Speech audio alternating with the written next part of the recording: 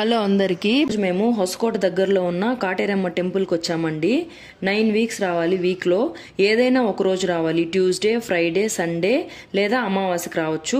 మధ్యలో ఒకవేళ రాకపోతే ఆ నెక్స్ట్ వీక్ నుంచి కంటిన్యూ చేయొచ్చు అనమాట. మేము క్రౌడ్ ఎక్కువ ఉందనేసి 300 రూపీస్ టికెట్ తీసుకున్నాము. బాబు ఉన్నాడు కదా అనేసి. టెంకాయ ఇస్తారు. ఒక్కొక్క కోకోనట్ వచ్చి 300 రూపీస్ అనమాట. మనకి ఏ ప్రాబ్లం వల్ల వచ్చామో టెంపుల్ కి అది చెప్తే దాన్ని బట్టి ఒక శ్లోకం ఇస్తారు. ఎన్ని రౌండ్స్ వేయాలో చెప్తారు. రౌండ్స్ వేసాక అక్కడే చెట్టుకి కట్టేయాలి కోకోనట్ ని.